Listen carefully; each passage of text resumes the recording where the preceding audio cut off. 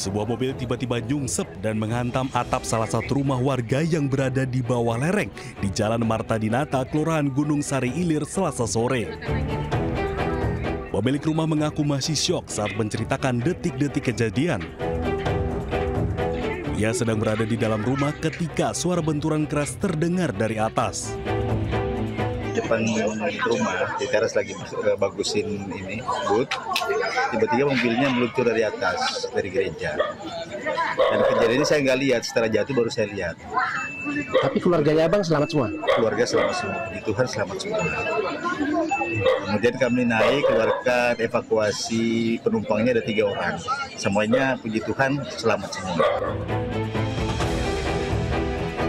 Menurut keterangan polisi, mobil tersebut ditumpangi 3 orang.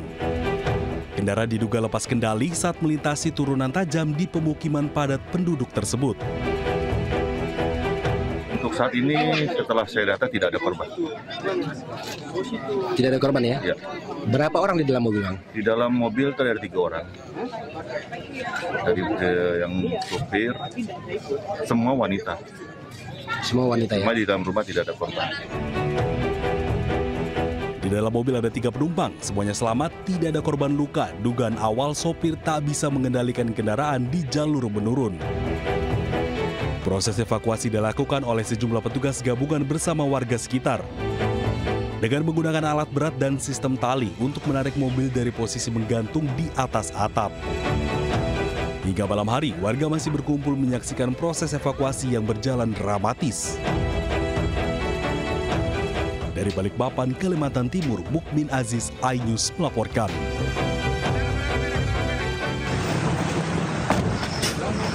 Langsung rono.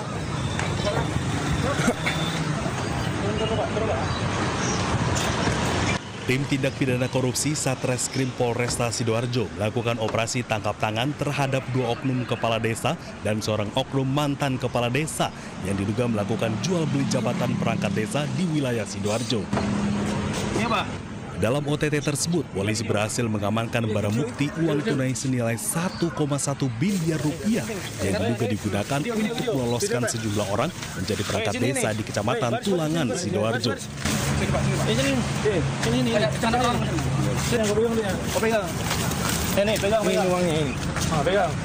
Selain menyita bukti uang tunai, polisi juga menyita sebuah mobil, sebuah motor, ponsel, serta buku rekening milik pelaku. Kasus dugaan jual beli jabatan perangkat desa ini terungkap dari laporan masyarakat. Modus operandinya, yaitu para tersangka ini meminta dan selanjutnya menerima sejumlah uang serta menjanjikan dapat meluluskan para peserta ujian atau seleksi penjaringan perangkat desa di wilayah Kecamatan Tulangan, Kabupaten Sidoarjo. Untuk kepentingan pemeriksaan lebih lanjut, ketiga pelaku ditahan di sel tahanan Polresta Sidoarjo. Dari Sidoarjo, Jawa Timur, Pramono Putra, iNews melaporkan.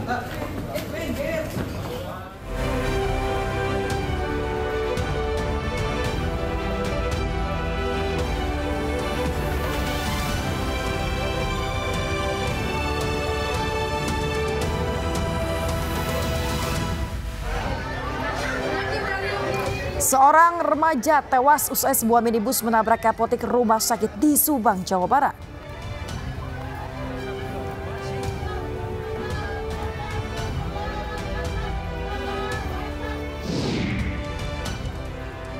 Nikita Mirzani jalani sidang perdana kasus pemerasan dan pencemaran nama baik di Pengadilan Negeri Jakarta Selatan.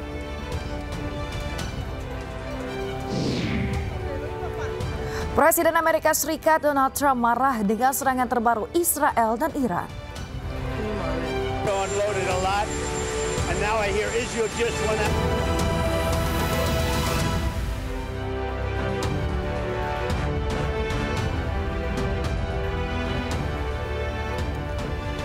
Halo, selamat pagi pemirsa. Senang sekali iNews Pagi kembali hadir untuk melengkapi informasi Anda pagi hari ini. Selain 3 berita utama tadi, sejumlah informasi menarik lainnya juga telah kami siapkan untuk Anda. Bersama saya Yasmin Natania. Dan saya Bayu Pradana. Inilah iNews Pagi selengkapnya untuk Anda.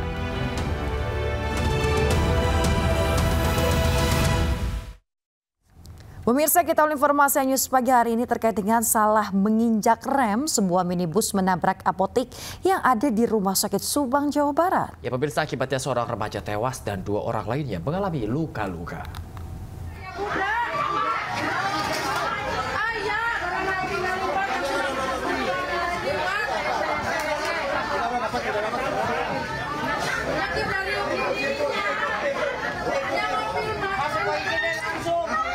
Sebuah minibus menabrak ruangan apotik di Rumah Sakit Pamanukan Media Center. Akibat kejadian tersebut, seorang remaja tewas, sementara 2 orang lainnya termasuk seorang balita mengalami luka-luka. Peristiwa kecelakaan sedih terjadi saat minibus hendak keluar dari parkir rumah sakit. Diduga sopir salah menginjak rem sehingga menabrak ruang apotek.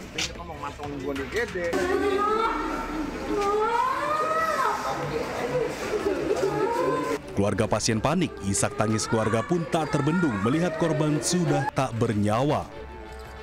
Pelaku karena membawa kendaraan roda 4 dan berjalan dari parkir 4 di belakang pada saat akan belok keluar parkiran, mungkin sepertinya bukan menginjak rem tapi malah menginjak gas akhirnya ke ruangan. Ya, korban ada 3 orang, sekarang sedang ditangani di IGD. Kasus kecelakaan kini ditangani oleh unit laka lantas Polres Subang, sementara kendaraan telah dievakuasi ke Mapolsek Pamanukan. Dari Subang, Jawa Barat, Yudi Heriawan Juanda, iNews melaporkan. Sebuah kapal tanker yang tengah bersandar di Tanjung Guncang maksud kami pemirsa di Kota Batam terbakar hebat. Akibatnya 4 pekerja tewas dan 5 lainnya luka berat.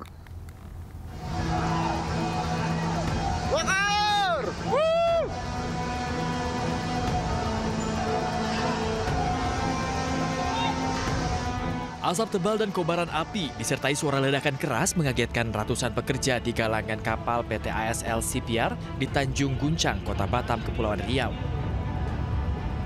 Saat peristiwa terjadi, kapal tanker MT Federal 2 sedang dalam perbaikan. Menurut saksi, api pertama kali muncul saat pekerja melakukan perbaikan di dalam tangki kapal. Namun tiba-tiba terjadi percikan api. Tak menunggu waktu lama, percikan api langsung membesar dan menyambar para pekerja yang berada di dalam tangki kapal. Akibat peristiwa ini, 9 orang pekerja menjadi korban, di mana 4 diantaranya meninggal dunia, sedangkan 5 lainnya mengalami luka bakar di tubuh. Kapal tersebut merupakan kapal berjenis kapal tanker, jadi sedang ada perbaikan di dalam tangkinya dan disitulah muncul kebakarannya. Berapa korban, Pak? Untuk korban yang sudah divalidasi ada 9 korban. Ada 9 korban yang dimana 4 diantaranya meninggal dunia. 4 diantaranya meninggal dunia, 4 lainnya mengalami luka bakar di tubuhnya dan 1 mengalami luka ringan.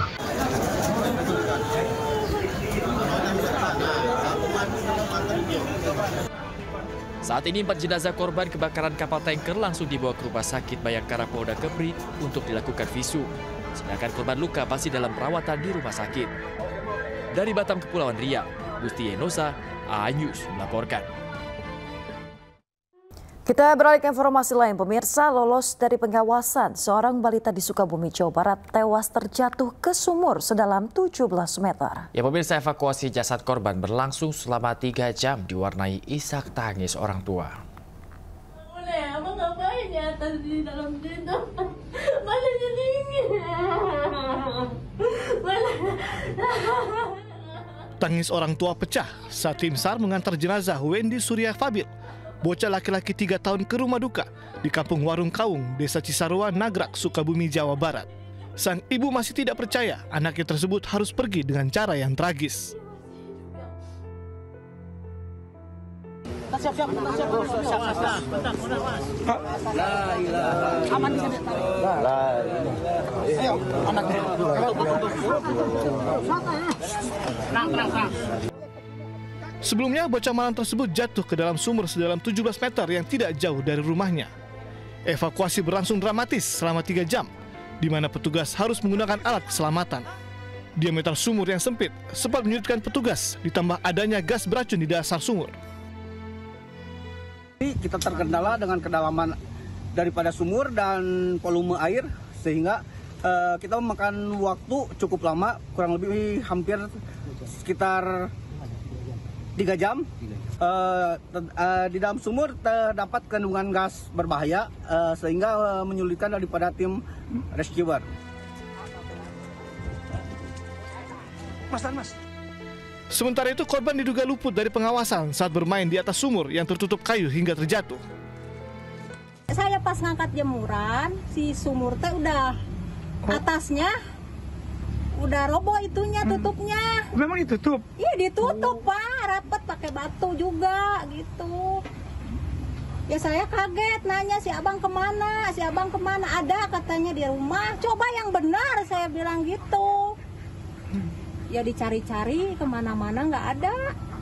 Terus disenterin ke bawah, diliatin, tahunya ada sendal di bawah. Saat ini garis polisi terpasang di sekitar lokasi. Jenazah korban akan dimakamkan keluarga di tempat pemakaman umum yang tidak jauh dari rumah duka. Dari Sukabumi, Jawa Barat, Budi Setiawan, iNews melaporkan. Mobil pendaki asal Brazil jatuh sedalam 500 meter di jurang puncak Gunung Rinjani, Sembalun, Lombok Timur. Setelah 4 hari pencarian, korban ditemukan lewat pantauan udara melalui drone. Penandanya Pak, sudah bikin. Karena nggak ada batu, saya bikinkan dia dari adulis yang mati itu, sama kayu. Inilah titik lokasi terjatuhnya WNA asal Brazil, JDSP 27 tahun. Korban jatuh ke jurang sedalam 500 meter di sekitar Cemara Nunggal, arah menuju Segara, anak puncak Gunung Rinjani pada Sabtu 21 Juni lalu. Posisi korban terdeteksi melalui pantauan udara drone thermal. Selama 3 hari, petugas sempat kesulitan melakukan evakuasi karena medan yang terjal dan cuaca ekstrim. Petugas berjibaku melakukan proses evakuasi.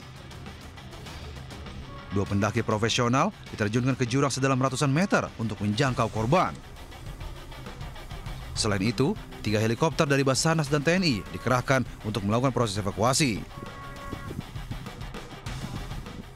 Korban ditemukan kurang lebih di kedalaman 500 meter. Adapun kendala yang kami hadapi selama proses evakuasi ini antara lain medan yang ekstrim atau terjal dan cuaca yang kurang bersahabat seperti kabut yang tebal sehingga jarak pandang kita terbatas. Belum diketahui pasti kondisi korban, namun korban diduga telah meninggal dunia. Tim SAR gabungan masih melakukan proses evakuasi. Dari Lombok Timur, Ramli Nurawang melaporkan. Pemirsa, selamat menaikkan ibadah sholat subuh untuk Anda yang berada di wilayah Jakarta dan sekitarnya. Kita kembali di iNews Pagi. Pengadilan Negeri Jakarta Selatan menggelar sidang dakwaan Nikita Mirzani atas kasus dugaan pemerasan dan pengancaman terhadap bos perawatan kulit atau skincare Selasa siang.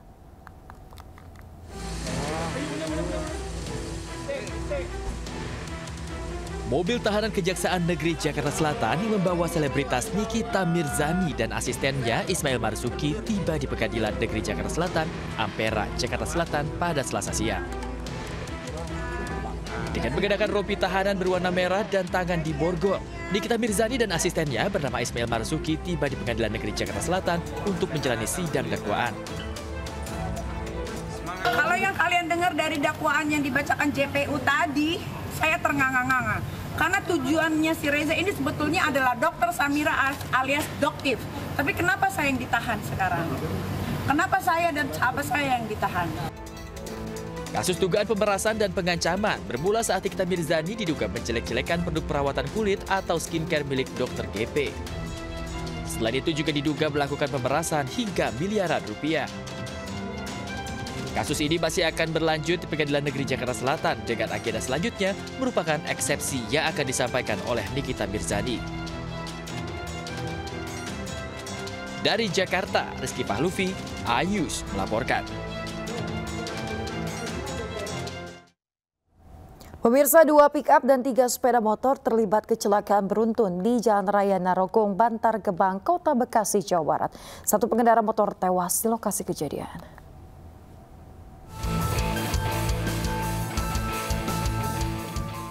Inilah detik-detik kecelakaan beruntun terekam kamera CCTV melibatkan 2 kendaraan pick-up dan 3 sepeda motor di Jalan Raya Narogong, Pangkalan 1, Bantar Gebang, Kota Bekasi, Jawa Barat. Kecelakaan maut ini berawal saat mobil pick-up yang sedang melaju pelan dan hendak membelok tiba-tiba dihantam pick-up lain di belakangnya hingga terdorong ke jalur berlawanan. Di saat yang sama, 3 motor yang melaju di depannya tertabrak hingga terjatuh ke aspal. Kerasnya benturan membuat 1 orang pengendara terpental dan tewas di tempat. Korban meninggal dilaporkan seorang pria pengendara motor berusia 30 tahun. Sedangkan 2 orang pengendara lainnya mengalami luka serius dan langsung dilarikan ke rumah sakit terdekat. Diduga kuat, sopir pick-up mengantuk saat berusaha menyalip di kemacetan. Ya. Terus motor, motornya 3, yang itu mati. Oh, motor 3. Itu meninggal. Itu mukanya blok. Korban tewas dibawa ke RSUD Kota Bekasi untuk kepentingan visum, sedangkan sopir mobil pick-up masih dalam pemeriksaan polisi. Dari Bekasi, Jawa Barat, Rahmat Hidayat melaporkan. Pemirsa, 1 unit kapal penangkap ikan berbendera Malaysia berhasil ditangkap di Selat Malaka. Sebelum ditangkap, aksi kejar-kejaran di laut pun sempat terjadi.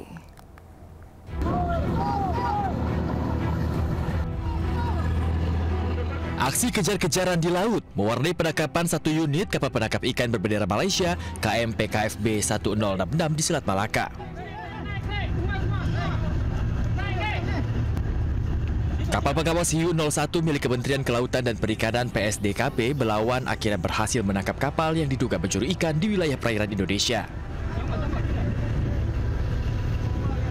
Penangkapan berawal dari adanya sinyal kapal asing yang disinyalir menebar jaring di wilayah Indonesia. Kapal ini pun sempat kabur saat didekati kapal pengawas.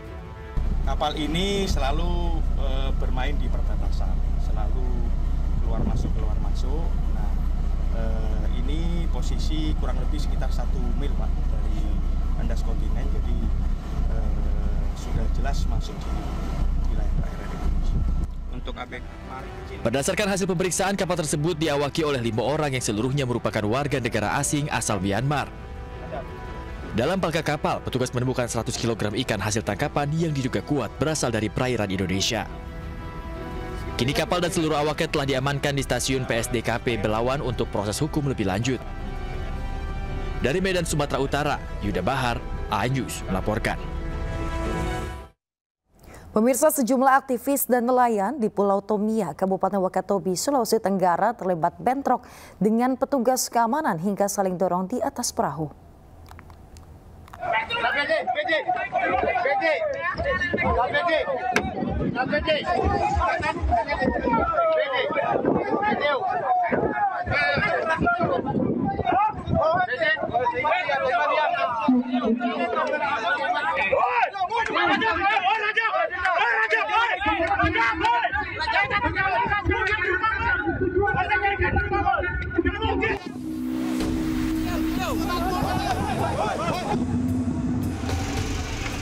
Sejumlah aktivis dan nelayan lokal terlibat bentrok dengan puluhan petugas keamanan perusahaan asing PT Wakatobi Dive Resort yang berupaya menghentikan aksi protes para aktivis dan nelayan.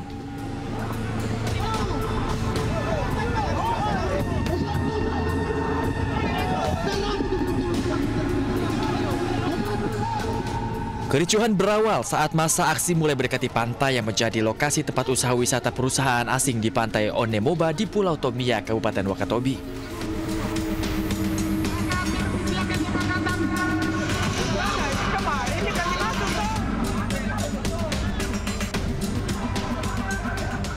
Aksi protes dipicu tindakan perusahaan asing yang melarang nelayan lokal mencari ikan di sekitar perairan di lokasi. Untuk tujuan pariwisata. Sedangkan yang coklat yang sangat luas ini kalau kita lihat Wakatobi secara keseluruhan, itu adalah zona tradisional. Ini yang kemarin kita pun sudah sampaikan, ini zona tradisional ini masyarakat lokal tidak boleh dilarang untuk memanfaatkan itu selama dilakukan secara tradisional, tidak boleh menggunakan alat tangkap yang merusak, yang tidak ramah lingkungan. Mereka juga memprotes perusahaan terumbu karang yang diduga untuk kepentingan akses keluar masuk kapal milik PT Wakatobi Dive Resort.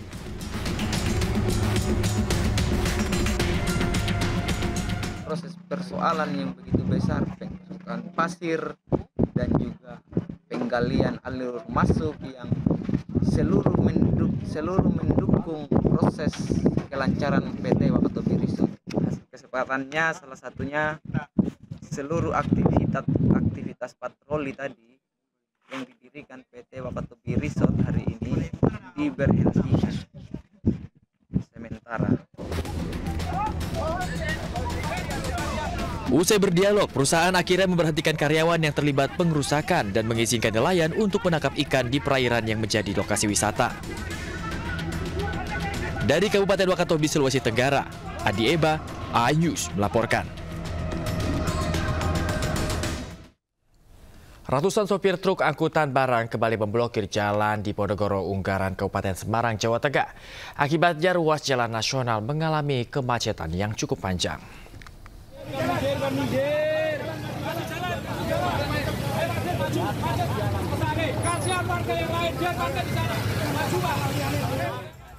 Sejumlah supir truk memberhentikan sebuah truk yang melintas saat unjuk rasa penolakan kebijakan overdimension overload berlangsung di ruas jalan di Ponorogo, Ungaran, Kabupaten Semarang atau ruas jalur Semarang-Solo.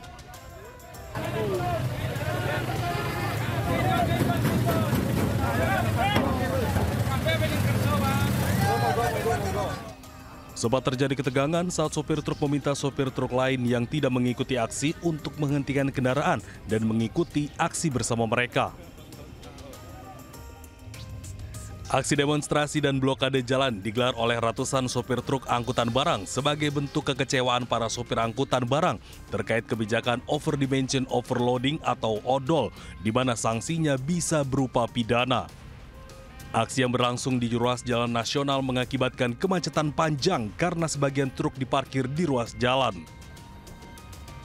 Yang atas itu bikin peraturan kan seenaknya sendiri.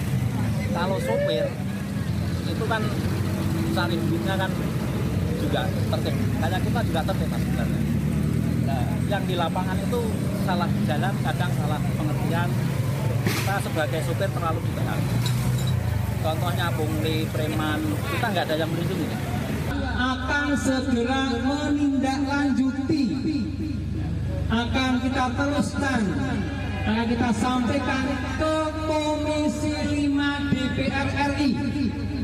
Mudah-mudahan aturan atau undang-undang yang terkait dengan odol akan segera ditinjau kembali.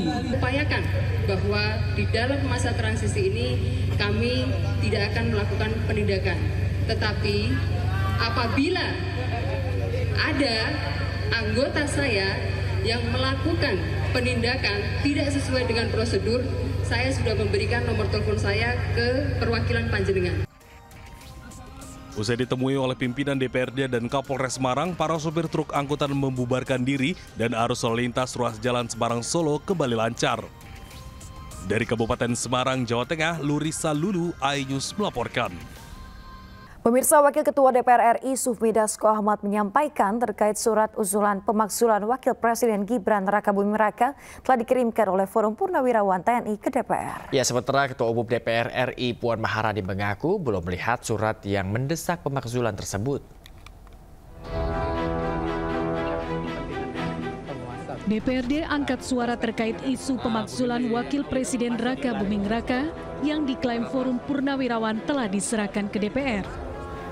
Wakil Ketua DPR RI Sufmi Dasko Ahmad menyatakan hingga saat ini pimpinan DPR belum menerima surat. Hal senada juga disampaikan Ketua DPR RI Puan Maharani. Puan mengaku belum melihat surat usulan dari Forum Purnawirawan TNI kepada DPR dan MPR tersebut.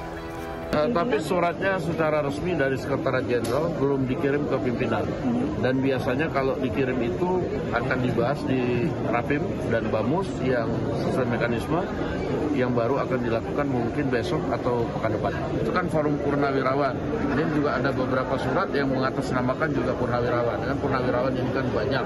Jadi kita mesti sikapi hati-hati dan kita akan kaji dengan cermat sebelum kemudian ada hal yang diambil oleh lembaga Dewan Perwakilan Rakyat. Belum lihat, baru masuk masa sidang, surat pemilihan yang terima masih di tata usaha. Berarti Mbak Puan belum lihat secara langsung? Belum. Isu pemaksulan Wakil Presiden Gibran Rakabuming Raka berawal dari 8 tuntutan Forum Purnawirawan TNI. Dari 8 tuntutan tersebut, salah satunya adalah usulan pemaksulan Gibran. Terkait tuntutan tersebut, Presiden ke-7 Joko Widodo sekaligus ayah dari Gibran menyebut tuntutan Forum Purnawirawan itu merupakan bagian dari demokrasi. Tim Liputan iNews melaporkan. Pemirsa, Bambang Trimulyono terpidana kasus ujaran kebencian terkait ijazah Presiden ke-7 RI Joko Widodo ajukan peninjauan kembali ke Mahkamah Agung atas vonis 4 tahun terhadapnya. PK diajukan setelah ditemukan bukti dan fakta baru. Pemirsa, pendaftaran PK Bambang Trimulyono diungkapkan oleh tim kuasa hukumnya Pardiman. PK diajukan melalui Pengadilan Negeri Solo lantaran persidangannya dulu dilakukan di PN Solo. Menurut Pardiman, ada novum baru yang menjadi landasan hukum untuk mengajukan PK tersebut. Hanya saja Pardiman membeberkan novum baru tersebut. Bambang Tri sebelumnya dipenjara setelah menulis buku Jokowi Undercover. Dalam hal ini atas permintaan Bambang Trimulyono kita untuk melakukan upaya hukum luar biasa PK peninjauan kembali. Nah, setelah memenuhi syarat dari ini sudah kami daftarkan dan sudah diterima permohonan peninjauan kembali setelah diperiksa dokumen. Pemirsa, Pengadilan Negeri Sleman melanjutkan sidang gugatan perdata ijazah Presiden ke-7 Joko Widodo. Ya, Majelis Hakim melanjutkan pemirsa sidang setelah upaya mediasi antara penggugat dengan UGM sebagai tergugat tidak menemui titik temu. Sidang yang dipimpin Ketua Majelis Hakim Cahyono menghadirkan Komardin sebagai penggugat dan pihak tergugat diwakili kuasa hukumnya. Komardin menggugat UGM karena menolak membuka dokumen Jokowi saat kuliah di Fakultas Kehutanan. Komardin juga menggugat dosen pembimbing Jokowi saat kuliah bersama Kasmujo. Selain itu, pemirsa, Komardin juga menggugat UGM secara material senilai 69 triliun rupiah. Pihak tergugat akan menyampaikan tanggapan atau replik pada 1 Juli mendatang dan akan digelar secara daring.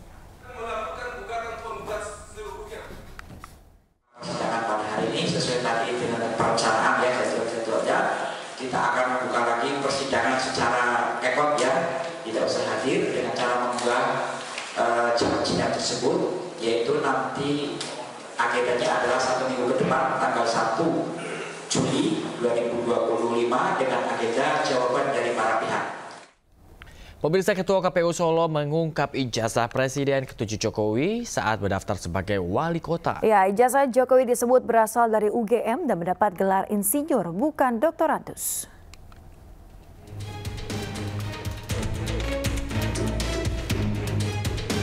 Kasus ijazah Jokowi seperti drama seri setelah dinyatakan asli oleh Bareskrim Polri. Sejumlah pihak masih meragukan keaslian ijazah Presiden ke-7 RI tersebut, termasuk saat mencalonkan diri sebagai calon wali kota Solo. Namun, Ketua KPU Solo menyatakan ijazah Jokowi saat mendaftar ke KPU Solo berasal dari Universitas Gadjah Mada. Hasil verifikasi sudah sesuai dan dinyatakan lengkap. Ketua KPU Solo menyebut Jokowi bergelar insinyur, bukan doktorandes. Pernyataan Ketua KPU Solo ini sekaligus menjawab pernyataan dari politikus senior PD Perjuangan Betor Suryadi. Menurut Betor, ijazah Jokowi diduga dicetak di Pasar Pramuka saat mendaftar sebagai Gubernur Jakarta. Ibu baca semua, itu ada pertemuan yang membahas kekurangan dokumen Jokowi untuk dibawa ke KPU.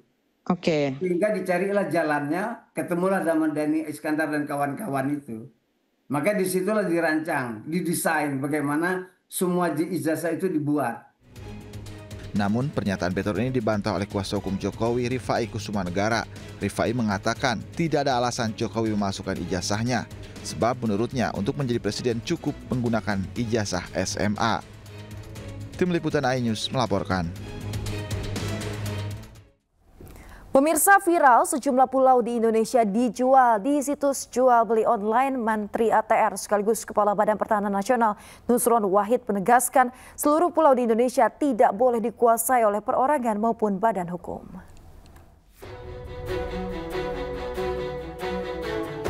Viral di media sosial 5 lahan di 4 pulau kecil di Indonesia, diantaranya pulau kecil di Kepulauan Riau, pulau kecil di Nusa Tenggara Timur, pulau panjang di Nusa Tenggara Barat, dan pulau Seliu di Bangka Belitung ditawarkan dengan skema sewa di situs jual beli online.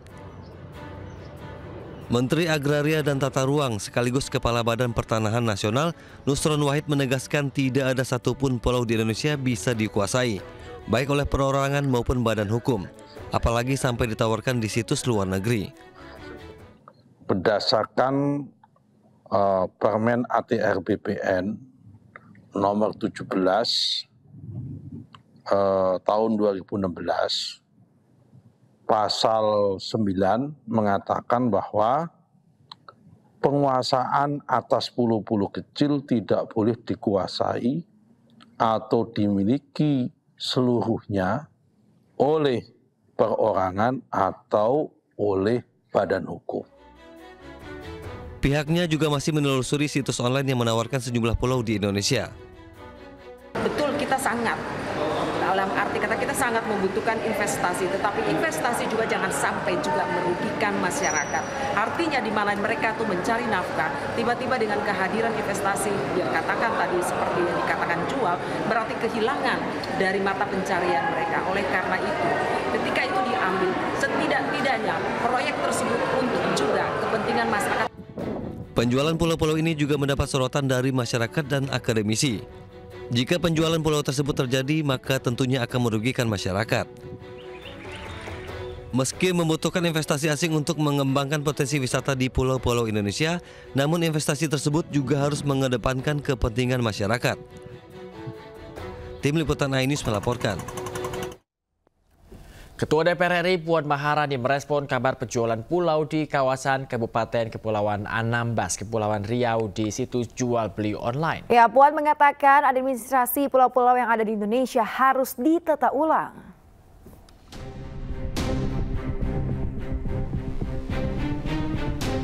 Polemik penjualan sejumlah pulau yang berada di Kabupaten Kepulauan Anambas, Provinsi Kepulauan Riau di situs jual beli online masih bergulir.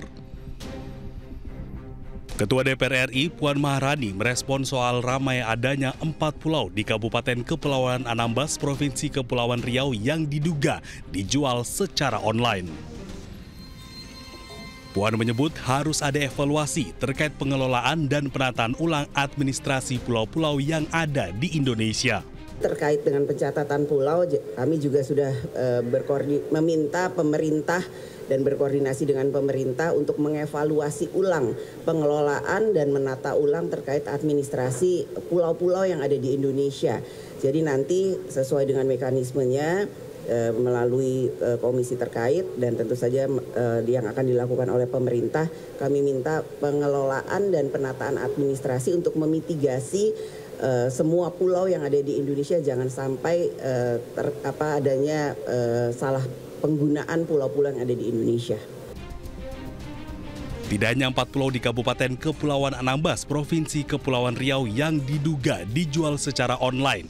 Ada juga Pulau Panjang yang berada di Kabupaten Sumbawa, Nusa Tenggara Barat, dan Pulau Seliu di Kabupaten Belitung, Kepulauan Bangka Belitung yang ikut dijual.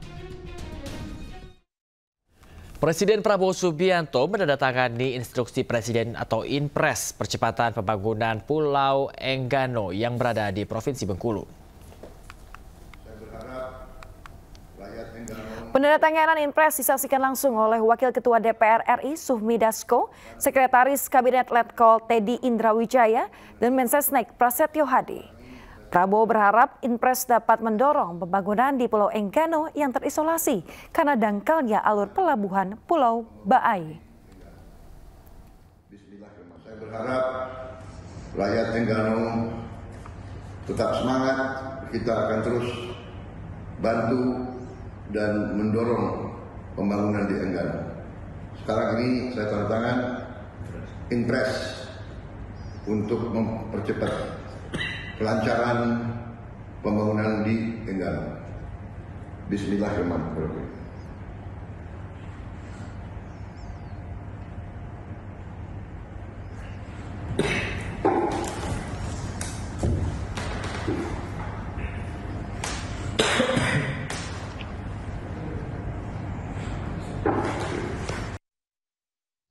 Pemirsa, para pekerja dan buruh dengan upah di bawah 3,5 juta rupiah mendapat bantuan dari pemerintah.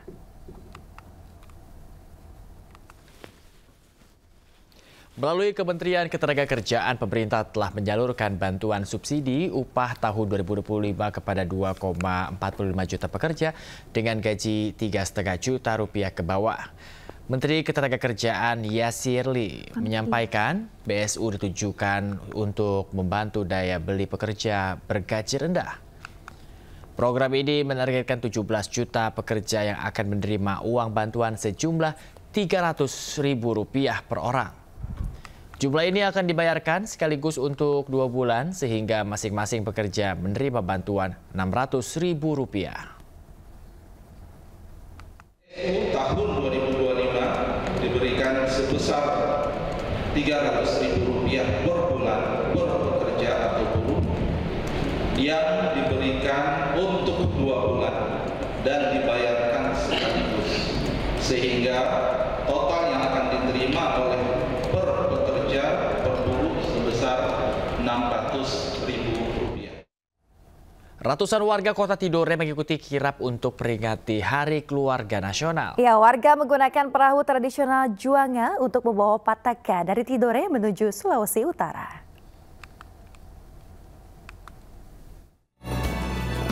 Peringatan Hari Keluarga Nasional Harganas ke-32 tahun 2025 di Provinsi Maluku Utara berlangsung meriah. Ditandai dengan pelepasan kirap bendera pataka dari Kota Tidore Kepulauan menuju Sulawesi Utara menggunakan perahu Juanga.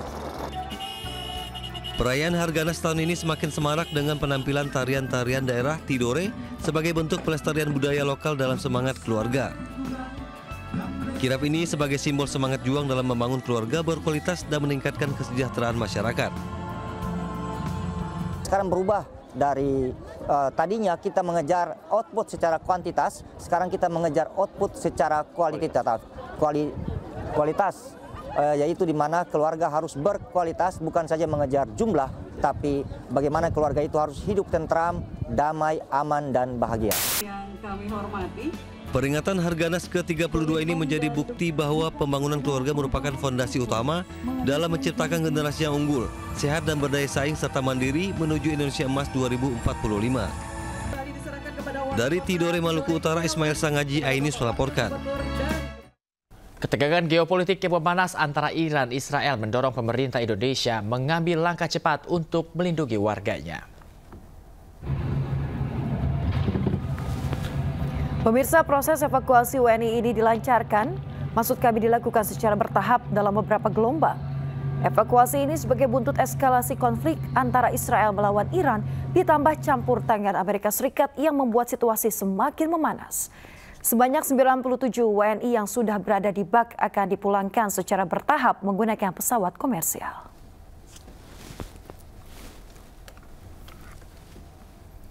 Pemirsa, 11 warga negara Indonesia yang dievakuasi dari Iran tergabung dalam gelombang pertama tiba di tanah air melalui Terminal 3 Bandara Soekarno-Hatta, Tangerang, Banten, Selasa petang. Mas Iqbal, dengan menggunakan maskapai Turkish Airlines TK56 rute Baku Jakarta, WNI yang terdiri dari 6 laki-laki dan 5 perempuan ini tiba dalam kondisi aman dan sehat. Sementara itu, 11 WNI yang terdiri dari pelajar dan pekerja migran tersebut juga merupakan bagian dari total 386 warga Indonesia yang terdaftar di KBRI Teheran. Evakuasi dilakukan bertahap setelah Menteri Luar Negeri meningkatkan level siaga di KBRI Teheran dari level 2 menjadi level 1. Kini pemerintah terus berupaya mengimbau seluruh WNI yang berada di Iran untuk kembali ke Indonesia karena konflik antara Iran dengan Israel masih panas. Alhamdulillah baru saja kurang lebih 1 jam yang lalu ya, kita menyambut saudara-saudara kita warga negara Indonesia yang sudah berhasil kita evakuasi dari Teheran, dan ini tentunya sesuai dengan arahan Bapak Presiden ya, beberapa waktu yang lalu sejak konflik ini terjadi sudah memberikan arahan yang jelas agar pemerintah ya, dalam ini Kementerian Luar Negeri kita sudah melakukan langkah-langkah antisipasif dan persiapan sehingga kita alhamdulillah sejauh ini sudah berhasil mengeluarkan ya dari Iran kurang lebih 97 ya.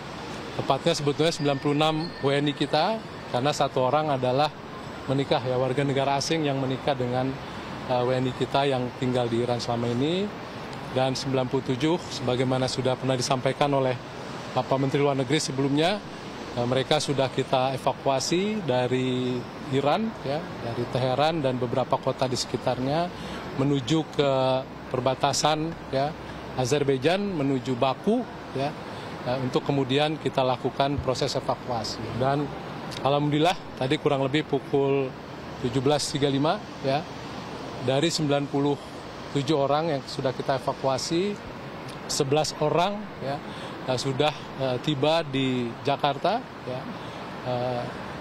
Mereka berasal dari 2 provinsi ya, Provinsi Jawa Timur dan Provinsi Kalimantan Timur ya. Alhamdulillah mereka dalam keadaan sehat meskipun kita tahu perjalanan yang ditempuh oleh saudara-saudara kita sangat panjang ya, sejak tanggal 20 yang lalu mereka sudah kita keluarkan dari Iran.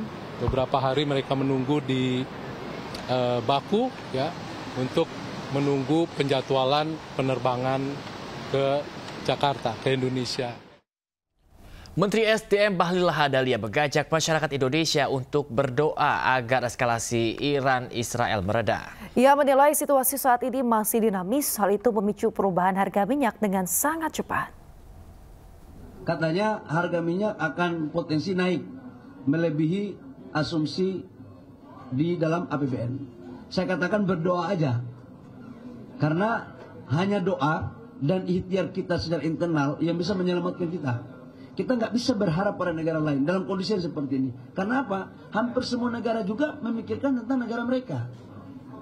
Hampir semua. Nah, terkait dengan ini, kita doakan aja agar perang ini selesailah, supaya harganya bisa stabil. Dari $68 sekarang ya. Kemarin sudah di 78-79 kemarin. Berapa? 67 sekarang. Wah, ini semakin baik lagi gitu. Nah, tapi satu hal yang saya mau sampaikan bahwa dinamika di Timur Tengah sampai dengan tadi saya berangkat ke sini, saya mengikuti perkembangannya dengan jaringan yang saya punya. Masih apa ya? Pemirsa, Ketua DPR Puan Maharani menanggapi perang Iran-Israel yang membuat Selat Hormuz terancam ditutup. Ya, Puan mengimbau kedua negara menahan diri dan memperingatkan kenaikan harga minyak mungkin saja terjadi.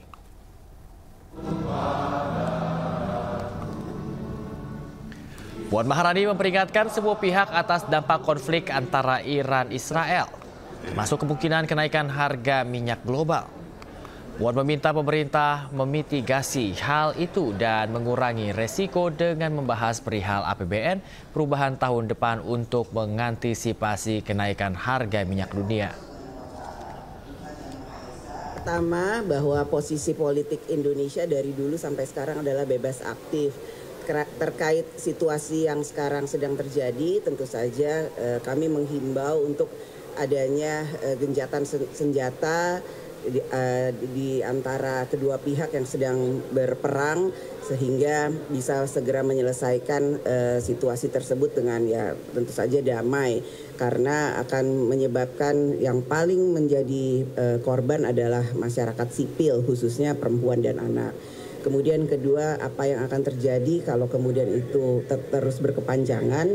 Ya tentu saja seperti yang tadi saya sampaikan, sebaiknya kedua belah pihak menahan diri, begitu juga negara-negara lain untuk menghimbau agar permasalahan yang terjadi di antara kedua negara bisa diselesaikan dengan baik dan jangan kemudian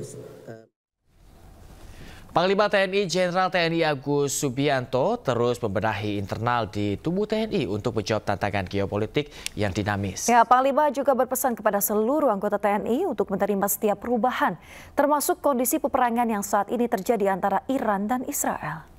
Benahi untuk TNI profesional, harus well fed, kesejahteraannya harus baik, well trained, harus dilatih dengan baik. Sekarang ada kebijakan dari saya bahwa setiap pendidikan harus menembak 1000 butir, ya, sehingga untuk mereka lebih profesional, well organized, merubah organisasi supaya organisasi yang kita bentuk bisa menjawab tantangan masa depan yang.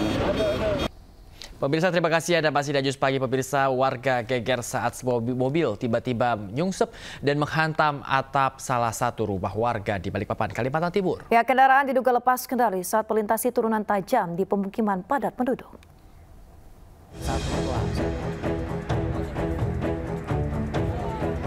Sebuah mobil tiba-tiba nyungsep dan menghantam atap salah satu rumah warga yang berada di bawah lereng di Jalan Marta Dinata, Kelurahan Gunung Sari Ilir, Selasa sore.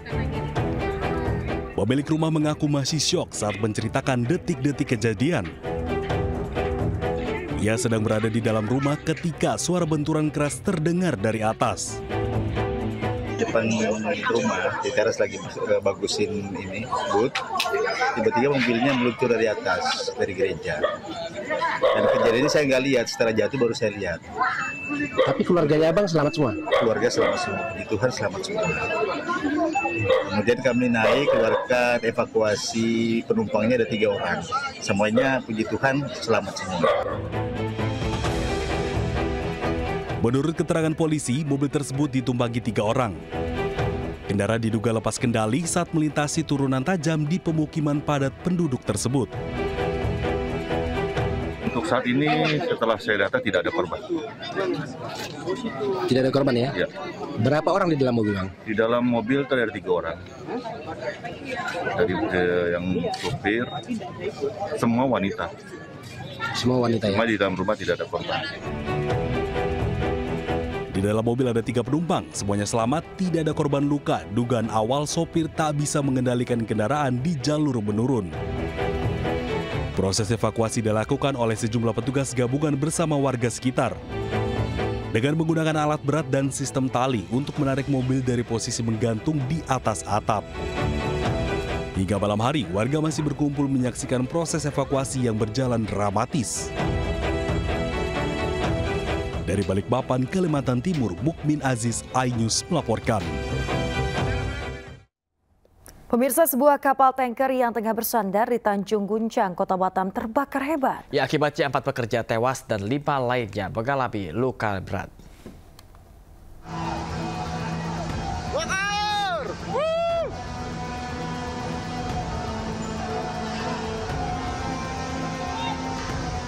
Asap tebal dan kobaran api disertai suara ledakan keras mengagetkan ratusan pekerja di galangan kapal PT ASL CPR di Tanjung Guncang, Kota Batam, Kepulauan Riau. Saat peristiwa terjadi, kapal tanker MT Federal 2 sedang dalam perbaikan. Menurut saksi, api pertama kali muncul saat pekerja melakukan perbaikan di dalam tangki kapal. Namun tiba-tiba terjadi percikan api. Tak menunggu waktu lama, percikan api langsung membesar dan menyambar para pekerja yang berada di dalam tangki kapal. Akibat peristiwa ini, 9 orang pekerja menjadi korban, di mana 4 diantaranya meninggal dunia, sedangkan 5 lainnya mengalami luka bakar di tubuh. Kapal tersebut merupakan kapal berjenis kapal tanker, jadi sedang ada perbaikan di dalam tangkinya dan disitulah muncul kebakarannya. Berapa korban, Pak? Untuk korban yang sudah divalidasi ada 9 korban. Ada 9 korban yang dimana 4 diantaranya meninggal dunia 4 diantara meninggal dunia, 4 lainnya mengalami luka bakar di tubuhnya, dan 1 mengalami luka ringan.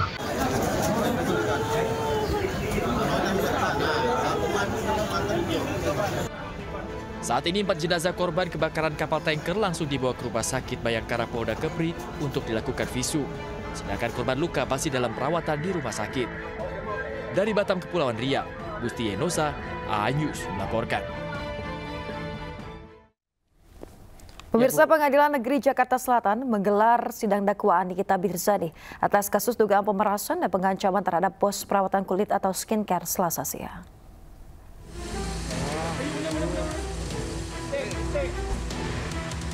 Mobil tahanan Kejaksaan Negeri Jakarta Selatan yang membawa selebritas Nikita Mirzani dan asistennya Ismail Marzuki tiba di Pengadilan Negeri Jakarta Selatan, Ampera, Jakarta Selatan pada Selasa siang. Dengan mengenakan rompi tahanan berwarna merah dan tangan di borgol, Nikita Mirzani dan asistennya bernama Ismail Marzuki tiba di Pengadilan Negeri Jakarta Selatan untuk menjalani sidang dakwaan. Kalau yang kalian dengar dari dakwaan yang dibacakan JPU tadi, saya ternganga-nganga. Karena tujuannya si Reza ini sebetulnya adalah Dr. Samira alias Doktif. Tapi kenapa saya yang ditahan sekarang? Kenapa saya dan sahabat saya yang ditahan? Kasus dugaan pemerasan dan pengancaman bermula saat Nikita Mirzani diduga menjelek-jelekan produk perawatan kulit atau skincare milik Dr. GP. Selain itu juga diduga melakukan pemerasan hingga miliaran rupiah.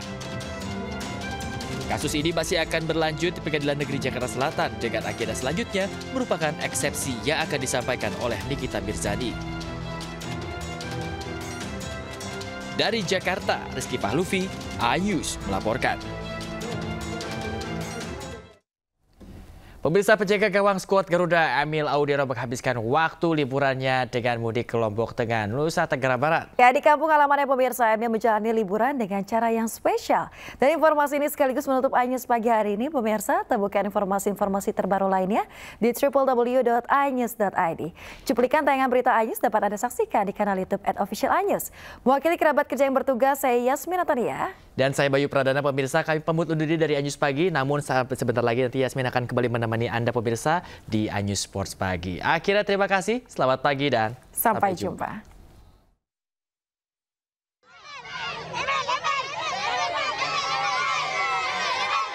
Kiper Timnas Indonesia Emil Audero beserta keluarga menyempatkan diri untuk datang menonton pertandingan bola usia anak-anak tingkat kecamatan sembari menyapa warga yang berada di kampung halamannya di Lombok Tengah, Nusa Tenggara Barat.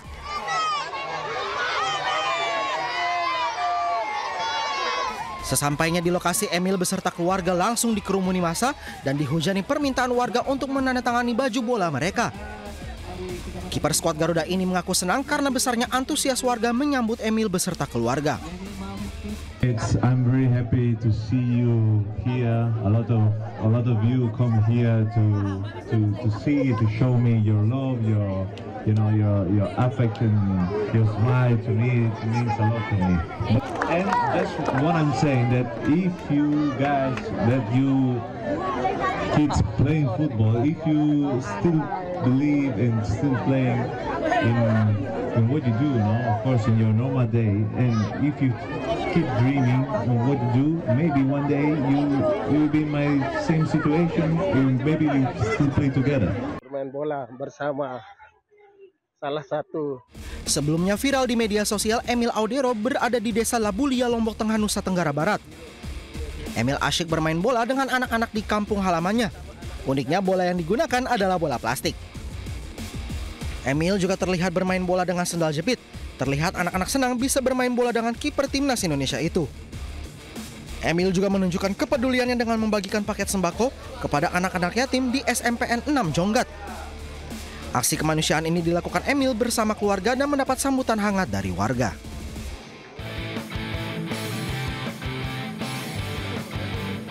Timnas Indonesia U23 telah menyusun tim kepelatihan untuk menghadapi ASEAN U23 Championship 2025. Gerald Vandenberg akan menukangi tim ini sebagai pelatih kepala, didampingi oleh 3 asisten pelatih yakni Frank van Kempen, Simon Tahamata, dan yang terakhir ada legenda Timnas Indonesia Zulkifli Syukur. Zulkifli Syukur hadir dalam sesi latihan Timnas U23 yang digelar di Jakarta sejak 23 Juni. Vandenberg menyambut positif bergabungnya Zulkifli dalam tim kepelatihan. Ia memuji kualitas serta karakter yang dimiliki Zulkifli yang diyakini mampu membawa dampak positif bagi perkembangan pemain muda Indonesia. Because I think he got a lot of quality. I talk with him and I think he's a very good guy. I'm very happy with him, and I think that's the way and why I choose him. And I think, to be honest, I think he got a lot of quality. Keberadaan Zulkifli Syukur di tubuh skuad Garuda Muda diharapkan dapat memaksimalkan program persiapan secara menyeluruh menjelang turnamen sehingga mampu meraih target utama yang dipasang PSSI, yaitu menjadi juara. Dari Jakarta, Indra Setiabudi, Jaka Samsa, iNews melaporkan.